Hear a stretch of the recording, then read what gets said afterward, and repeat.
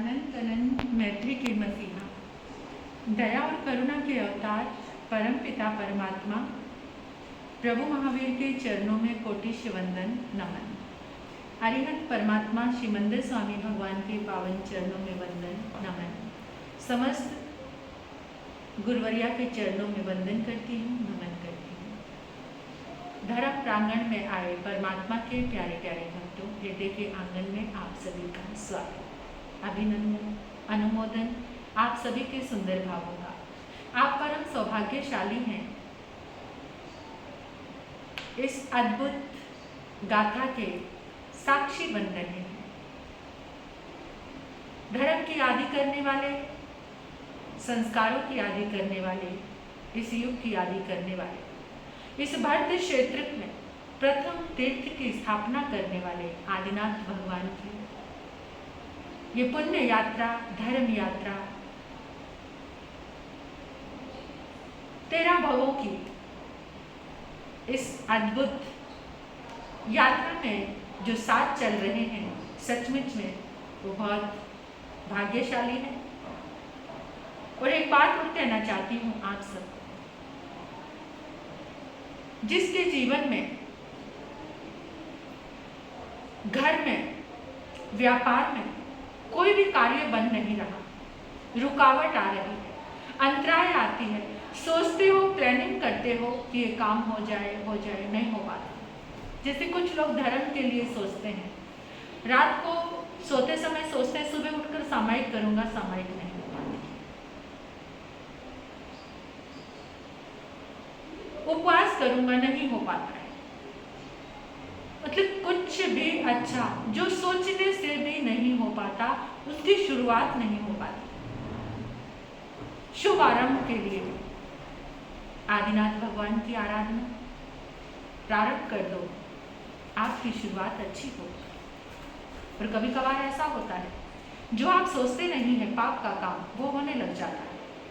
कहाँ ये अंतराय बांधी है, कहाँ से इतनी रुकावट आ रही है।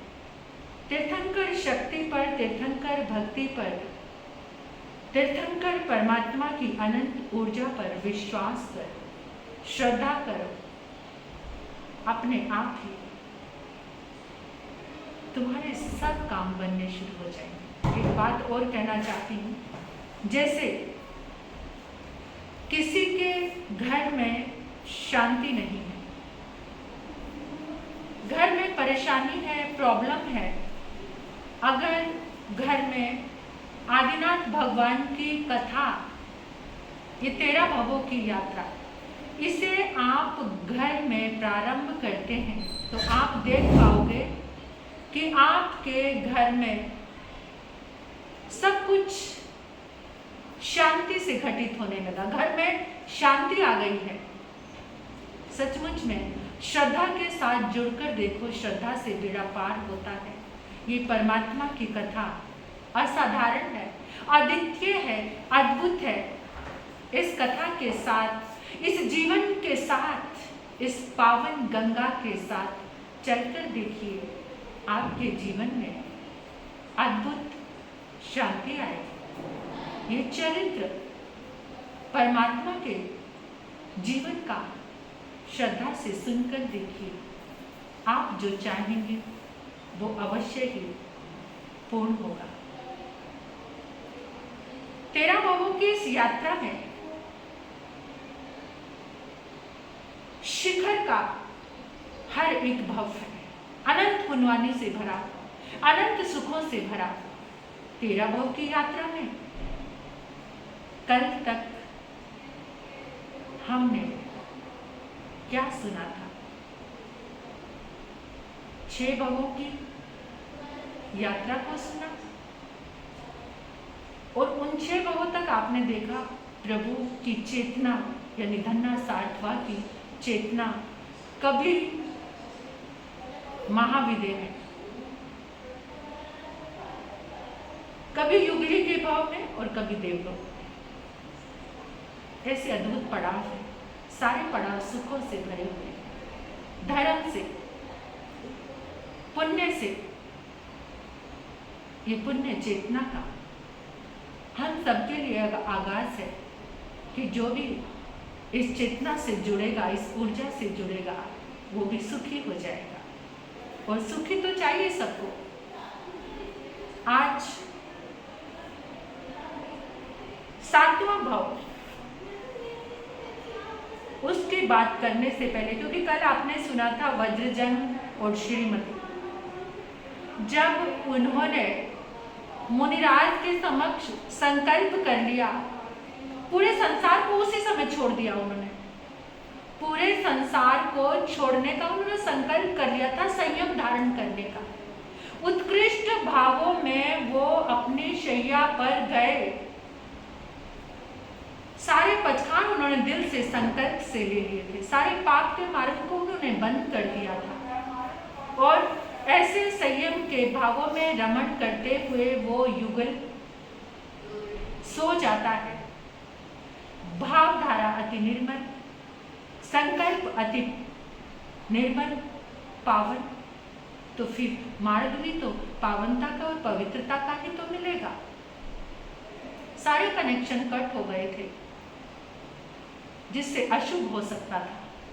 इसलिए शुभ धाराएं, शुभ राहें, मंगल में कल्याण की सारी ऊर्जा अंदर में लिए हुए पहले गीत की कुछ लाइनें अपने आप ही परमात्मा की आराधना करते करते गीत प्रकट हो जाते हैं, शब्द आने लग जाते हैं, शब्दों की संयोजना होने लग जाती है।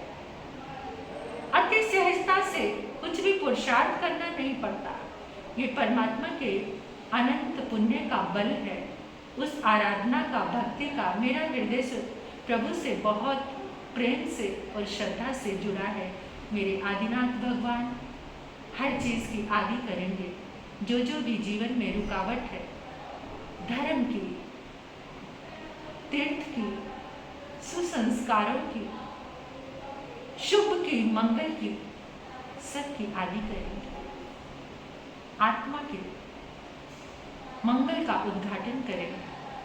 तो पहले गीत की कुछ लाइनें आपके समक्ष रखूंगी, जो प्रभु के भावों की ही कहानी है, उसी को इन शब्दों में संजोया है। बढ़ते क्षेत्र का भाग्य जगाया, देकर धर्म का दान, जपो आदिनाथ नमो, जपो आदिनाथ नमो। बढ़ते क्षेत्र का भाग्य जगाया, देकर धर्म का दान, जपो आदिनाथ नमो, जपो जय ऋषभ नमो। घर घर में था आनंद छाया, जिन शासन महान, जपो जय ऋषभ नमो, जपो आदिनाथ नमो, जपो आदिनाथ नमो।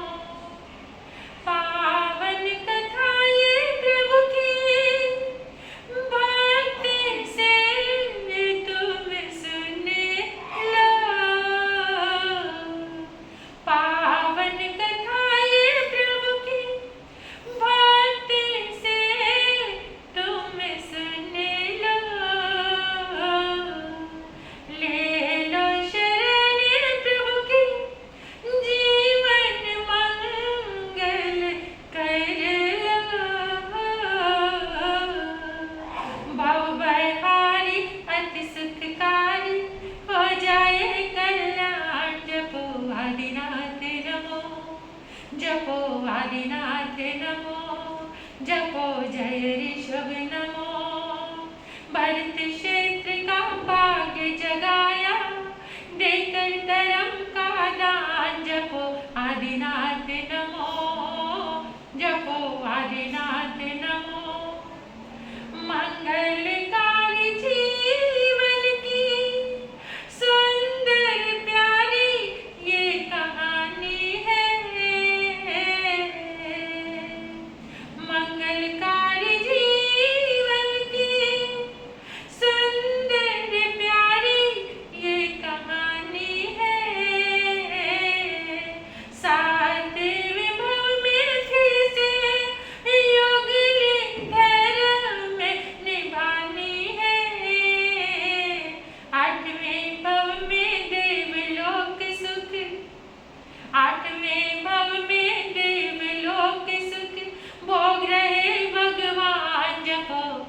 आदिनाथ नमो, जपो आदिनाथ नमो, जपो जय ऋषभ नमो। जीवानंद वेद बनकर मुनिवर को सुख दे दिया, सब मित्रों ने मिलकर मुनि का रोग मिटा दिया,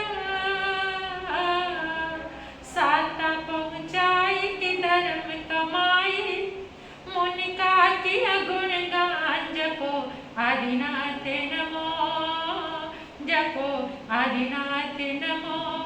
भरत क्षेत्र का भाग्य जगाया, देकर धर्म का दान, जपो आदिनाथ नमो, जपो आदिनाथ नमो।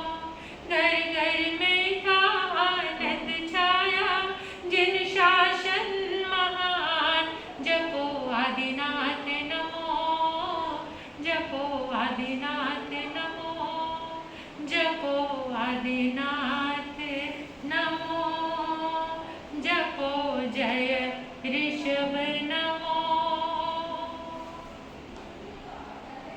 परमात्मा के जीवन की इस सुंदर यात्रा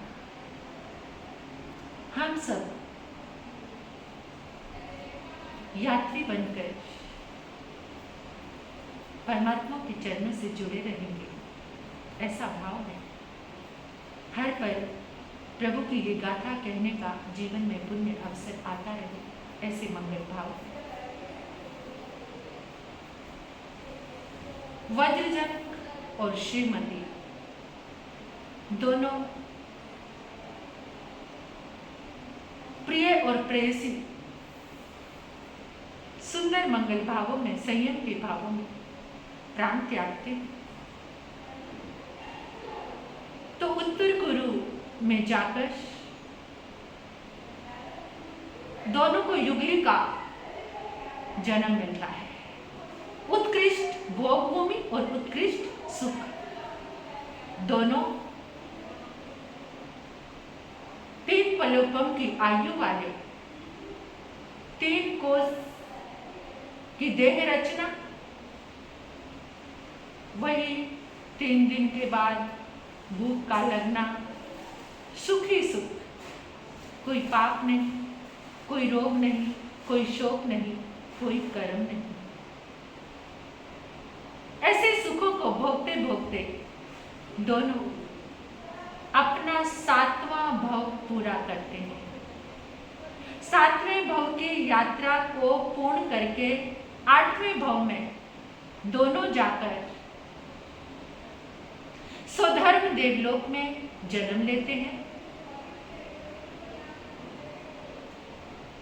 श्रीमती का जीव भी उनका मित्र देव बनता है। संयम की, धर्म की, विवेक की धारा साथ में थी, तो वहां जाकर भी आए दिन महाविद्य क्षेत्र में जाते हैं। जिन दर्शन, जिन उपासना, परमात्मा की स्तुति भक्ति, इसी में अपना समय, जितने वहां भी सुख ही सुख थे, अनेक देव देवियां उनके दास दासी के रूप में कार्य करते थे। उन सुखों के बीच में भी जिन भक्ति को भूले नहीं, परमात्मा को भूले नहीं, देवलोक की माया में आकृष्ट नहीं हुए, लिप्त नहीं हुए, बल्कि वहां भी धर्म की प्रभावना के लिए प्रभु के चरणों में जाना, अक्सर महाविद्य में वहां प्रभु की स्तुति करना, प्रभु को वंदन करना, प्रभु का ध्यान करना। जैसे मैं आप सबसे एक बात कहना चाहती थी,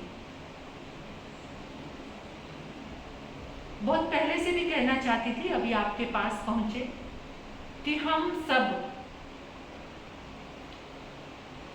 4 बजे, जब यहाँ पर शाम के 4 बजते हैं, तो महाविद्य में सुबह के 4 बजते हैं। ईशान कोण में श्रीमंदिर स्वामी भगवान का समोशरण लगता है। भरत क्षेत्र के वो सबसे नजदीक है श्रीमंदिर स्वामी भगवान का समोशरण।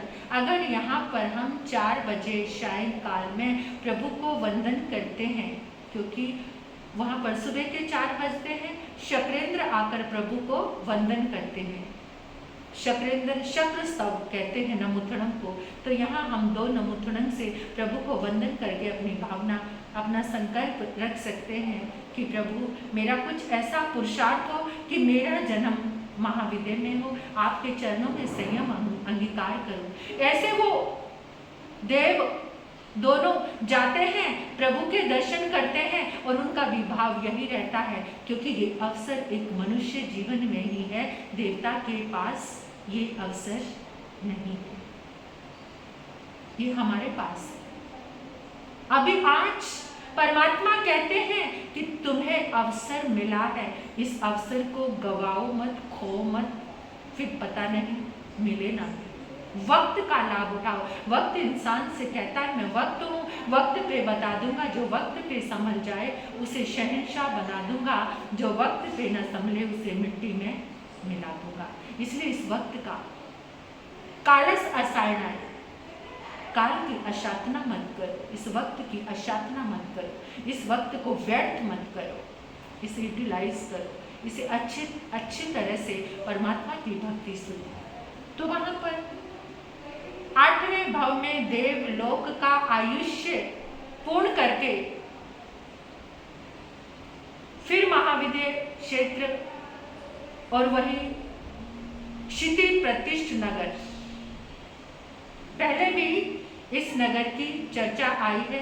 पहले भाव में परमात्मा की चेतना जिस समय धन्ना सातवाहा, जहां पर पहले उनको संकेत प्राप्त हुआ, तभी भी क्षिति प्रतिष्ठ नगर में भी जन्म हुआ। तो यहाँ पर ईशान चंद्र राजा, कनकवती उनकी रानी, शुभश्री नाम का मंत्री है, सागर दत्त नाम का सातवाह, और वहीं पर सुविधि नाम का वैद्य उसी नगरी में, और गुणदत्त नाम का सेठ भी है। ये ऐसे 5 परिवार हैं। वज्रजंग का जीव सुविधि वैद्य के यहाँ पर उनकी सुमित्रा नाम की पत्नी के गर्भ में आता है। आते ही मां को जीवन जीने की एक ऐसी अद्भुत अभिलाषा जागती है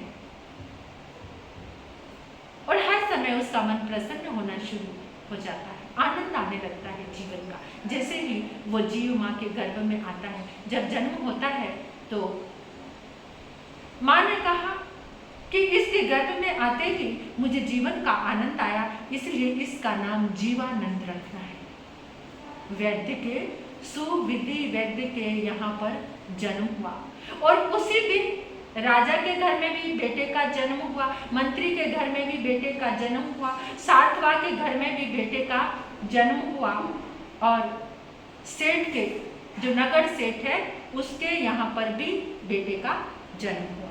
यानी 5 बच्चों के इकट्ठे ही जन्म होते हैं। अब पांचों का बाल्यकाल है, पांचों इकट्ठा खेलते हैं, इकट्ठा सब काम करते हैं, और उधर उसी नगर में यानी क्षिति प्रतिष्ठ नगर में ही एक ईश्वर नाम का सेठ था।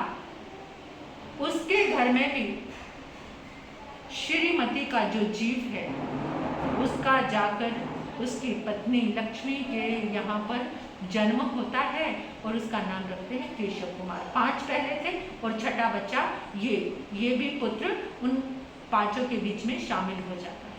6 एक जैसी पोशाक पहनते हैं, एक ही समय में भोजन करते हैं, एक ही साथ घूमने जाते हैं, एक ही साथ क्रीड़ा करते हैं, सारे काम एक ही साथ धर्म आराधना करते हैं, और एक मित्र अच्छा होता है तो सब उसके साथ अच्छे हो जाते हैं। जीवानंद की पकड़ इतनी मजबूत थी, सबके अंदर धर्म, विवेक, संयम, ये संस्कार देना जीवानंद का काम था, और सब उसको फॉलो करते थे, सब उसे स्वीकार करते थे। आजकल के जैसे मित्र नहीं। आजकल के फ्रेंड्स मित्र कैसे हैं? चल मैं शराब पीने जा रहा हूँ, दूसरे को भी साथ लेकर, स्मोकिंग के लिए उनको लगा, पब जाना, वहाँ साथ में लेकर जाना, जो भी गलत काम है, जैसे कोई गेम खेलना, वहाँ भी साथ में, कुछ धर्म आराधना के लिए, बल्कि साथ समूह नहीं बनाते, गलत काम के लिए मेजॉरिटी जरूर बनाते। बहुत अंतर है। जीवन में एक मित्र जीवानंद जैसा जरूर ले लेना, ताकि तुम्हारी बाजू पकड़ के तुम्हारा कल्याण मित्र बन के तुम्हें कल्याण के मार्ग पर लेकर जाए, ऐसा जीवानंद। जैसे मणिनाथ भगवान का पूरा भाव आता है, महाबल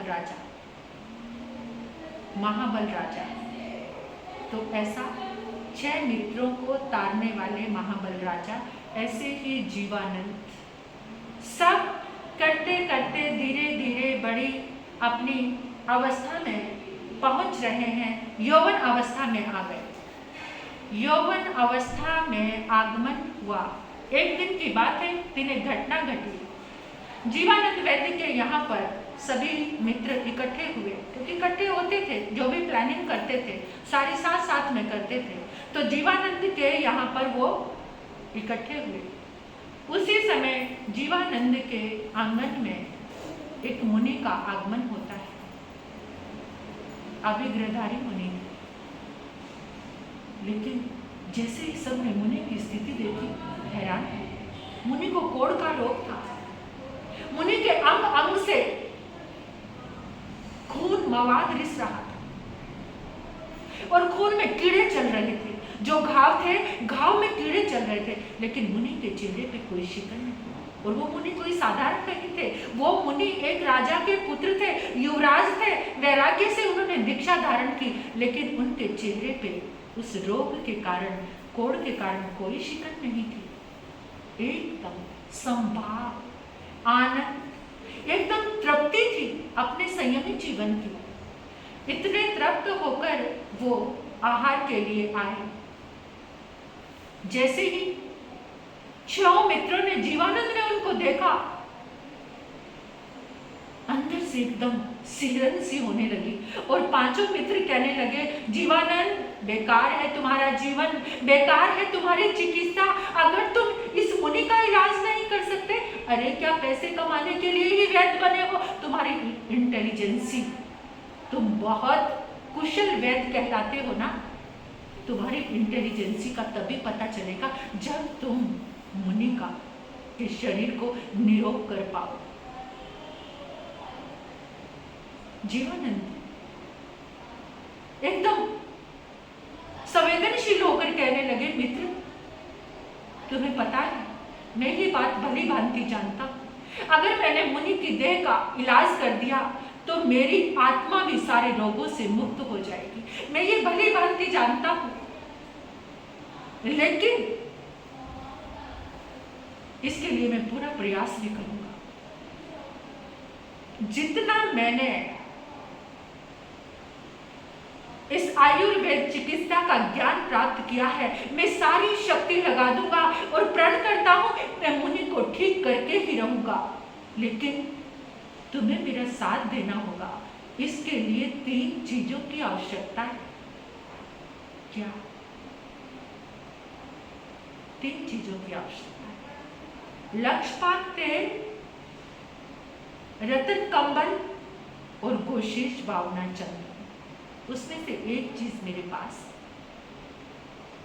मित्र तुम मुझे ऐसे ही उपालम दे रहे हो, क्या तुमने अब तक मुझे महसूस नहीं किया? क्या तुमने अभी तक मेरे भीतर को झांक कर नहीं देखा? मैं भला मुनि को ऐसी अवस्था में देखकर शांत बैठ सकता हूं?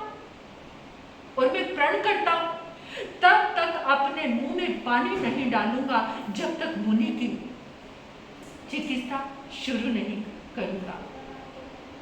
बेकार है मेरा जीवन अगर मैं मुनि को ऐसे देखकर भोजन कर लूं, बेकार है मेरा जीवन अगर मैं मुनि को ऐसे देखकर आराम कर लूं। मेरा चित्त मुझे शांति से नहीं बैठने देगा। मित्र उसी समय 5 इकट्ठे होकर आए और कहने लगे, जीवानंद हम भी जल नहीं ग्रहण करेंगे, जब तक मुनि को स्वस्थ नहीं देखेंगे तब तक हम कुछ भी नहीं खाएंगे, कितने भी दिन बीत जाए। और उसी समय जीवानंद ने कहा, लक्षपात तेल मेरे पास है, रतन कमल और घोषेश चंदन की तुम्हें व्यवस्था करने लगी, चिंता मत करो। राजा के पुत्र महीधर ने कहा, चिंता मत करो। मंत्री के पुत्र सुबुद्धि ने कहा, चिंता मत करो।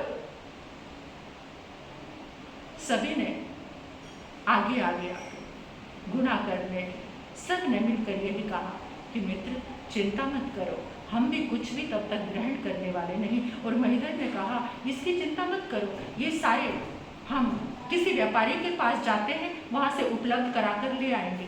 और पांचों सब के सब 6 के 6 भी चल पड़े।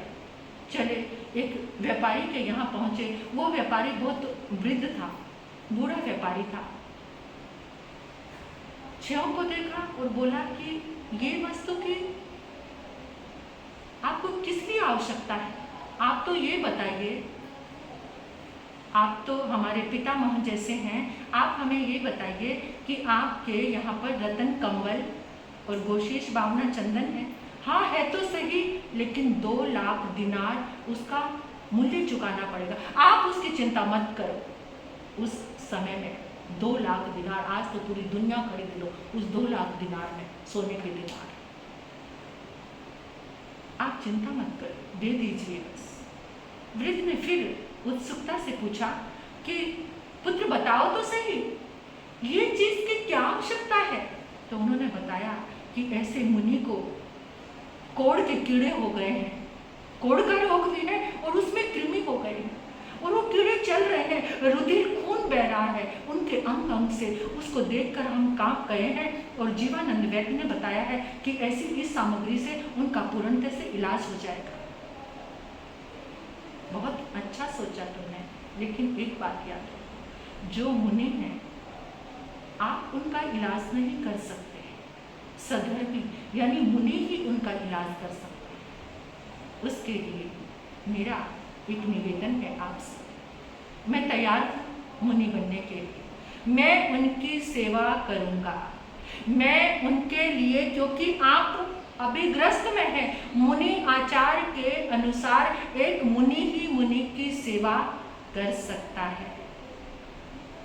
क्षण गदगद हो गए। धन्य है आपका हृदय, धन्य है आपकी भावना, धन्य है आपकी भक्ति। और वो वृद्ध व्यापारी मुनि के चरणों में पहुंचा, अनुनय विनय की कि मुझे संयम दिलावे, मैं संयम ग्रहण करना चाहता हूँ, आपके चरणों में आपकी सेवा के लिए उपस्थित हुआ हूँ। मुनि का तो अभिग्रह था, वो कुछ बोले नहीं, ना हाँ की और ना की, उन्होंने कुछ भी नहीं कहा। अपने आप ही उससे साधु जीवन स्वीकार कर लिया, साधु के उपकरण धारण कर लिए कि आपका अभिग्रह है, कोई बात नहीं, मैं अपने आप को आपके चरणों में समर्पित करता हूँ। और वो वृद्ध व्यापारी मुनि बन जाते हैं। मुनि बनकर उन निर्दोष वस्तुओं को लेते हैं। जीवानंद साथ में, 6 मित्र साथ में आते हैं और जीवानंद की देख रेख में सबसे पहले जीवानंद ने बोला कि मुनि के शरीर पर लक्षपात तेल लगा। सुन लेना ध्यान से, ये सेवा, हमारे तो माता पिता को भी कोई तकलीफ हो जाती है तो इंसान नजदीक नहीं जाता, ऐसे ही पड़े रहते हैं, सट जाते हैं। और कोढ़ का और वो व्यापारी का हृदय इस तरह से बदल जाना। जीवानंद वैद्य ने कहा, लक्षपात तेल लगाओ, ऊपर रतन कंबल उड़ा दो। रतन कंबल बहुत मुलायम होता है, बहुत कोमल होता है। सारे जो कीड़े थे, जैसे ही लक्षपात तेल मला इधर पूरे शरीर पर और रतन कंबल ढक दिया तो सारे के सारे कीड़े निकल कर रतन कंबल में आ गए। अब वो बहुत विवेकवान थे, धर्मवान थे। जीवानंद वैद्य कोई साधारण नहीं था, वही प्रभु की चेतना थी जो इतने तप, संयम, आराधना की साधना करके आए थे। और फिर क्या, उस रतन कंबल को लेकर जंगल में पहुंचे। एक पशु का मृत क्लीवर पड़ा था और वहां पर उस कंबल को डाल दिया, यानी कीड़ों को मरने नहीं दिया। ये उत्कृष्ट अहिंसा है, ऐसी होती है अहिंसा की धारा कि वो जो कीड़े थे उनको भी आश्रय चाहिए था जीने के लिए, तो मरा हुआ जो पशु पड़ा था उसके ऊपर रतन कंबल डाला, सारे कीड़े निकलकर उसके क्लेवर में समा गए। और हम अहिंसा की बात करते हैं, रसोई घर में कॉकरोच हो जाए तो क्या करते हो? फिर कहते हैं कि हमारे जीवन में अहिंसा है। घर में और जीव उत्पत्ति अविवेक से हो जाए तो क्या करते हैं? क्या हमारे भीतर में अहिंसा है? अरे हम पास से निकलते हैं तो सारे पंछी फड़फड़ाकर उड़ जाते हैं, भयभीत हो जाते हैं। अभी तो भावों में भी अहिंसा। जब कोई पंछी वैसे का वैसा बैठा रहे, तुम पास से निकल गए, तब सोच लेना कि जीवन में कहीं अहिंसा आनी शुरू हुई है।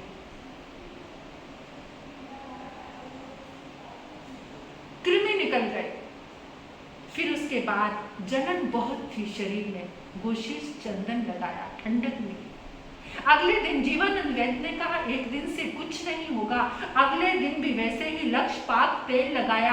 पहले तो जो खून में कीड़े कुलबुला रहे थे वो बाहर आए। अब जो मांस के अंदर, मांस मज्जा में जो कीड़े थे, दूसरे दिन फिर लक्षपात तेल लगाया, रतन कंबल ऐसे ही उड़ाया, फिर जो कीड़े थे वो बाहर आ गए और फिर उसको मृत लेवर पर। तीसरे दिन फिर ऐसे ही।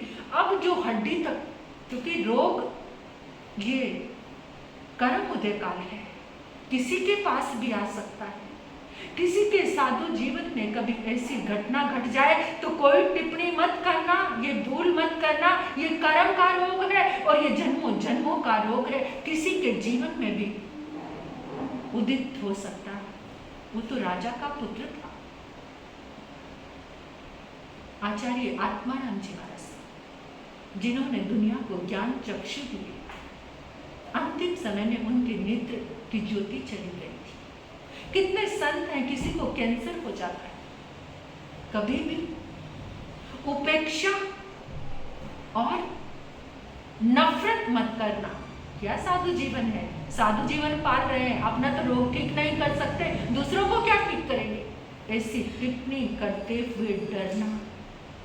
डरना, तुम नहीं जानते, तुम्हारे पास कोई ज्ञान नहीं है, तुम्हारे पास वो दृष्टि नहीं है कि तुम कर्म के उदय काल को जान सको। बस ये कहना, ये कर्म का उदय काल, ये किसी के जीवन में भी आ सकता है, ये किसी के जीवन में भी घटित हो सकता है। कभी भी अहंकार में आकर उपेक्षा मत करना, नफरत मत करना, घृणा मत करना। जीवानंद वैद्य प्रेम के साथ, श्रद्धा के साथ, अवभाव के साथ तीसरे दिन मुनि के पास उतने समय तक खड़े रहे जितने समय तक पूरा का पूरा ये प्रोसेस चल रहा है। तीसरे दिन तो जब लक्षपात तेल लगाया, जो हड्डी तक कीड़े गए हुए थे वो सारे रतन कंबल में आ गए। फिर उसको ऐसे मृत क्लेवर पर डाला, गोशीश चंदन लगाया। मुनि ध्यान में है, मुनि विचलित नहीं हुए। उनके ध्यान प्रक्रिया में रोज मौन है, ये प्रोसेस चल रहा है। मुनि अपनी साधना में भी कोई शिकन नहीं, कोई गलानी नहीं, कोई उतावलापन नहीं, कोई खिंचाव नहीं, एकदम समभाव से। बहुत मुश्किल है ये साधना, बहुत विचलित हो जाते हैं। एक थोड़ा सा सिर का दर्द भी हमें कितना विचलित कर देता है। स्वयं को कोसने लगते हैं, किसी निमित्त को कोसने लगते हैं। ऐसा नहीं, काश हे प्रभु आपका ये चरित्र गाते गाते ऐसी दृष्टि मेरे जीवन में भी घटित हो जाए। काश जीवानंद जैसा सेवा भाव, जीवानंद जैसी दृष्टि उन 6 मित्रों जैसे हमारे अंदर भी आ जाए। काश ऐसी भावधारा निर्मल हो जाए, ऐसा सेवा का भाव जाग जाए। मुनि की साधना पूरी हुई, ध्यान पूरा हुआ, अभिग्रह पूरा हुआ और मुनि ने उनको धन्यवाद दिया तुमने इस देह को निरोग कर दिया। छह मित्र कहने लगे, ये तो वृद्ध मुनिवर का कमाल। वृद्ध मुनिवर कहने लगे, नहीं, इन छहों के कारण, इस जीवानंद वैद्य के कारण, यानी सब एक दूसरे को श्रेय दे रहे हैं, कोई मैं नहीं। सब क्या कह रहे हैं, तुमने किया, तुमने किया। सब एक दूसरे को श्रेय दे रहे हैं। ये गुणवान की दृष्टि होती है, ये विनीत की दृष्टि होती है, जो सारा श्रेय दूसरों को देते हैं, और जो मैंने करने वाले वो तो अहंकार से भरे होते हैं। मुनि ने कहा, जब मैं साधु बना, मैं एक राजकुमार था,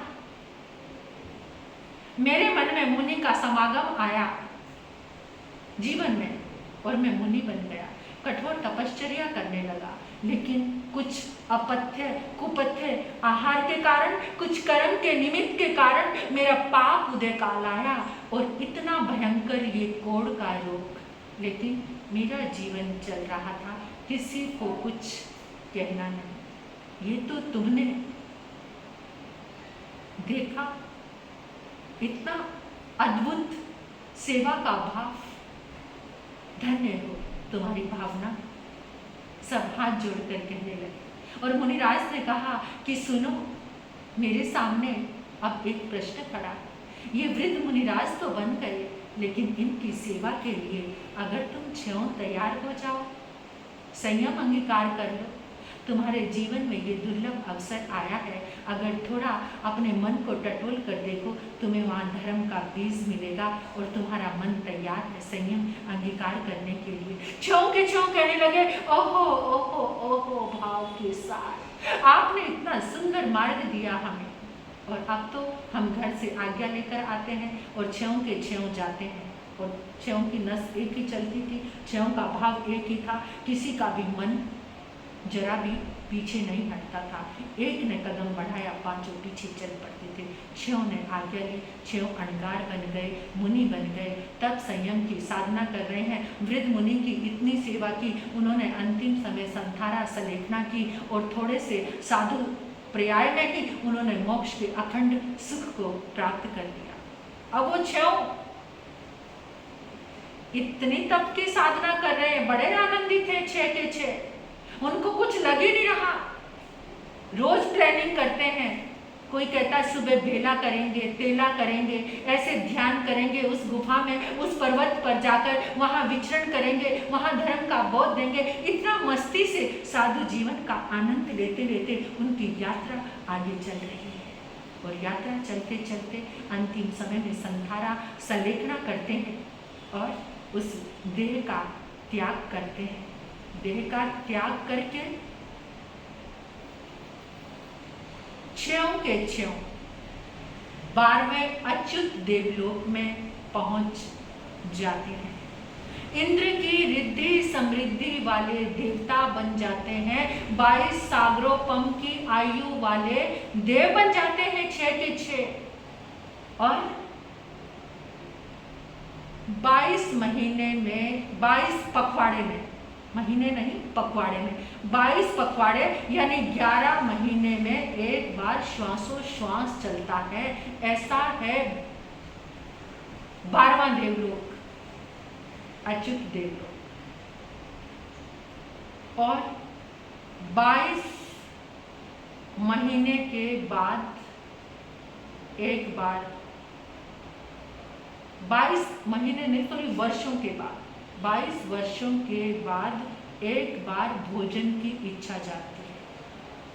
और वो जैसे ही इच्छा जागती है, शुभ जितने पुद्गल होते हैं वो भोजन में उनका परिणमन हो जाता है और उनकी भूख मिट जाती है। इंद्र जैसी रिद्धि वाले वो छह के छह वैमानिक देव बने हुए हैं और वहाँ भी क्या कर रहे हैं?